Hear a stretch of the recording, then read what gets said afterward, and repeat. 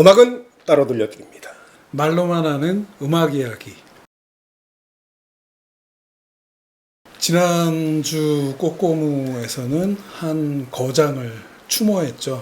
소니 롤린스. 그러니까 녹화 시점으로 한 달 전이죠. 5월 25일 날 95세 나이로 돌아가셨죠.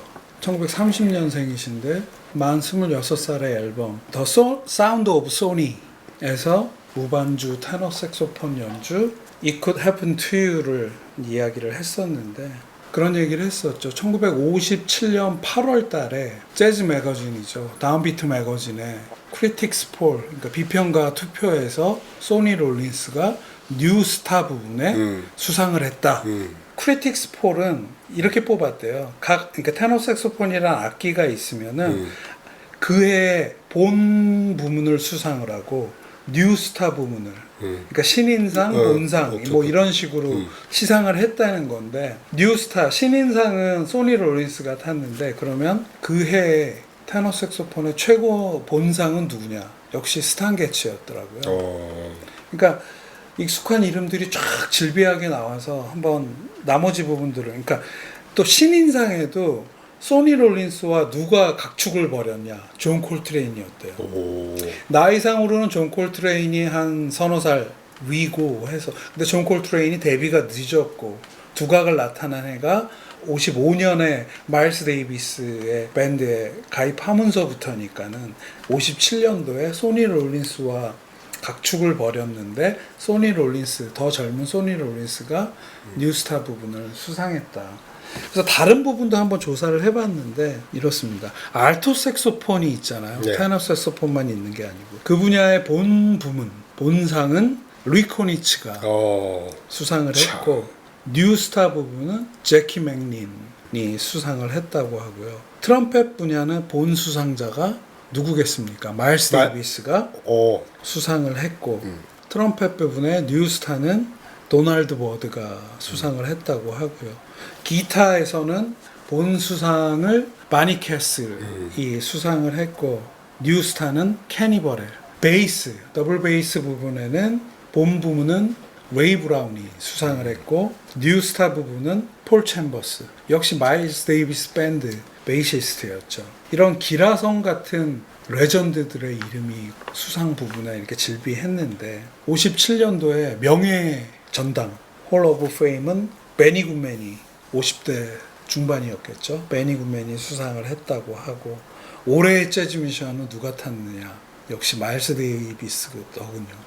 자신의 밴드를 55년도에 정비를 해서 딱 밴드를 마일스 데이비스 퀸텟을 만들고 콜롬비아 레코드와 계약을 함으로써 최고의 뮤지션 자리인 57년도에 역시 올해의 재즈 뮤지션은 마일스 데이비스였다. 재즈를 아트의 경지로 올린 결정적인 뮤지션을 한 명 대시오 그러면 저는 그냥 마일스 데이비스, 뭐 존 콜트레인 뭐 많이 있겠지만 그냥 마일스 데이비스. 그렇죠. 네. 네. 그래서 이제 수상자 명단을 이렇게 보다가 다음 꼬꼬무를 누구 연결을 할까, 이 명단 안에 있지 않을까 하는 생각하면서 보는데, 한 뮤지션에 딱 꽂혀갖고 그 뮤지션으로 다음 꼬꼬무를 연결해 보려고 하는데요. 에디 코스타라는 뮤지션입니다. 피아노와 바이브로폰 두 악기를 연주를 했는데요. 아주 비운의 뮤지션입니다. 자세한 이야기는 이제 뒤에 하기로 하고, 238번째 꼬꼬무는 에디 코스타의 쿼텟 Guys and Dolls Like Vibes라는 앨범이 있는데요. 1958년 앨범인데, 그 앨범 속의 수록곡 I've Never Been in Love Before라는 곡으로 연결을 해보겠습니다. 소니 롤린스와 동갑입니다. 1930년생이고요. 1956년 그리고 57년에 최고의 시절을 누렸던 그런 재즈 뮤지션인데요. 1962년도에 만 31살에 불의의 교통사고로 요절한 뮤지션이어서 안타까움을 사는 그런 뮤지션인데요. 그 에디 코스타의 음악을 제가 처음 들었을 때는 와, 이 뮤지션 정말 마음에 드는데 했던 기억이 있는데, 그리고 나서 그의 음악을 들어가면서 리더 앨범을 몇 장 안 남기고 그냥 요절한 뮤지션이구나 알게 되었을 때 참 가슴이 아팠던 기억이 있는데요. 그 가슴 아픔의 원인이 단순히 요절했다고 해서 그렇게 가슴이 아팠던 건 아니고 그의 음악을 듣는데 리더작은 몇 장 안 되는데 사이드맨 작이 꽤 많아요. 그 짧은 시절 연주를 했는데 그걸로 보아 동료 뮤지션들이 무지하게 찾는 피아니스트이자 바이브로포니스트였구나 하는 생각을 하게 돼서 이 사람이 조금 더 오래 살았더라면 얼마나 좋은 음악을 많이 남기고 얼마나 더 유명해졌을 뮤지션인지를 알게 되면은 착잡함을 떠나서 아주 안타까운 뮤지션인데요. 만 31살을 살다가 그 짧은 생애 속에서 이 분이 가장 빛났던 시절이 1956년, 57년이라고 말씀드렸잖아요. 다운비트의 비평가 투표에서 피아노와 바이브로폰 두 부문을 수상을 한 걸 보아 이분은 엄청난 기대를 모았던 그러한 신인이었다는 걸 알 수 있는데요. 한 뮤지션이 피아노 부분하고 바이브로폰 그 두 부분을 한 번에 수상한 거는 그 이전에도 없었고 그 이후에도 없었던 전무후무한 일이었다고 하는 걸로 보아 이분이 얼마나 천재적인 뮤지션이었는지 알 수 있는데요. 그 당시 재즈 본고장인 뉴욕의 비평가들이 얼마나 그에게 거는 기대가 컸는지 알 수 있고요. 군 복무 후에 54년도에 뉴욕으로 진출을 했대요. 2년 후에 최고의 시절을 맞이하게 되는데 베이시스트 비니 버크라는 분과 함께 에디 코스타, 비니 버크 트리오라는 앨범으로 위더 데뷔도 56년 초에 하게 되고요. 그 녹음을 1956년도에 기타리스트 텔 팔로우 란 기타리스트의 밴드에 합류함으로써 아주 많은 주목을 받았다고 하는데요. 오늘 고른 앨범이 Guys and Dolls Like Vibes라는 앨범인데 1958년에 녹음하고 발매한 앨범인데요. 앨범 제목에서 알 수 있죠. Guys and Dolls, 아가씨와 건달들. 그 브로드웨이 뮤지컬이죠. 1950년 뮤지컬인데 뮤지컬 속의 음악을 에디 코스타가 동료들과 함께 재해석한 그러한 작품이죠. 이 앨범에서는 에디 코스타가 바이브로폰만, 즉 비브라폰만 연주를 하고 있어요. 바이브로포니스트로서의 에디 코스타의 면모를 정확히 느낄 수 있는 그런 앨범이죠. 에디 코스타와 함께 연주하는 뮤지션들 중에 아주 대단한 이름이 있습니다. 네. 빌 에반스가 피아노로 참여를 하고 있고요. 커튼 연주니까. 에디 코스타가 바이브로폰을 연주하고 피아노는 빌 에반스, 베이시스트는 그 당시 베테랑이었던 웬델 마샬이 연주를 하고 있고요. 드럼은 그 다음 해 빌 에반스 트리오를 이루게 되는 드러머 폴 모티안이 같이 연주를 하고 있는데 이들의 합이랄까 이런 게 아주 좋은 앨범이라는 생각이 들고요. 저는 개인적으로 이 앨범을 통해서 에디 코스타라는 뮤지션을 처음 알게 됐었는데 처음에는 빌 에반스가 참여한 앨범이라고 해서 구입을 해갖고 듣는데 리더인 에디 코스타의 존재감과 제가 원래 좋아하던 빌 에반스의 이 합이랄까 이런 게 너무 좋아서 하여튼 최고 수준의 이 두 악기의 합을 보여주고 있는데 재밌는 건 에디 코스타가 피아니스트이기도 한데 다른 피아니스트인 빌 에반스를 초빙해서 이런 앨범을 만들었다는 것도 좀 재밌고요. 편곡상의 포션이나 그리고 연주의 농도 이런 것들이 동등합니다. 그러니까 어떻게 생각하면은 에디 코스타가 자신의 앨범 리더 앨범인데 피아노에게 너무 많은 룸을 열어주는 거 아닌가 하는 생각도 하게 되는데 빌 에반스가 이 당시에는 완전히 이름을 날리기 바로 직전의 순간인데 58년 정도까지는 사이드맨을 여러 뮤지션의 사이드맨들을 했었는데 그 중에 한 앨범이 이건데 에디 코스타의 팬으로서는 이 빌 에반스라는 대단한 피아니스트의 그걸 알아본 그런 면도 아주 눈에 띄는 점이 있고요. 빌 에반스의 팬은 자신의 트리오로 해서 폭발하기 바로 직전에 자신과 결이 맞는 파트너의 앨범 속에서 사이드맨으로서 아주 훌륭한 연주를 하고 있다. 빌 에반스 측면에서 봐도 굉장히 좋은 앨범이 아닌가 하는 생각을 하게 되는데 우선 처음에는 빌 에반스의 피아노가 아주 귀를 쫑긋하게 하는데 되게 착하고 순하게 쳐요.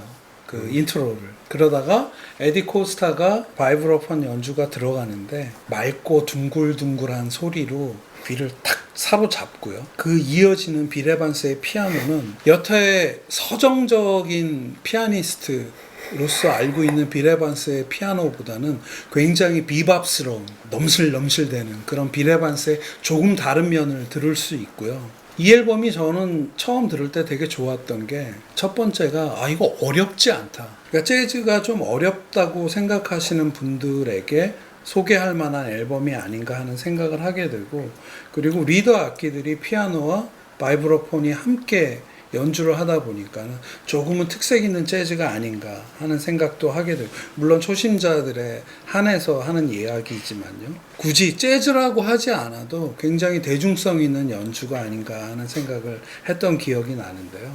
에디 코스타 이분 굉장히 매력 있는 뮤지션인 게 피아노와 바이브로폰 두 악기 모두 거의 독학에 가깝게 마스터를 했다고 하는데요. 에디 코스타라는 뮤지션이 피아노를 연주할 때나 바이브로폰을 연주할 때는 마치 지킬과 하이드 씨처럼 되게 다른 면을 보여줘요. 바이브로폰을 연주할 때는 되게 맑고 둥글둥글한 소리로 아주 서정적으로 연주를 하는데 반해서 피아노 칠 때는 굉장히 터프한 모습을 보여주기도 하거든요. 그래서 에디 코스타라는 뮤지션을 소개하는데 바이브로폰 말고 피아니스트로서의 에디 코스타를 느낄 수 있는 앨범을 하나 더 소개하는 게 좋겠다 하는 생각을 해서 239번째 꼬꼬무는 기타리스트 텔 팔로우의 텔이라는 앨범입니다. 1956년도에 녹음해서 발매된 앨범인데요. 그 앨범에서 Yesterdays라는 곡을 골랐습니다. 기타리스트 텔 팔로우의 1956년 앨범에 에디 코스타가 참여를 합니다. 이 앨범에서 그의 직진하는 남성적인 피아노 연주를 들을 수 있는데요.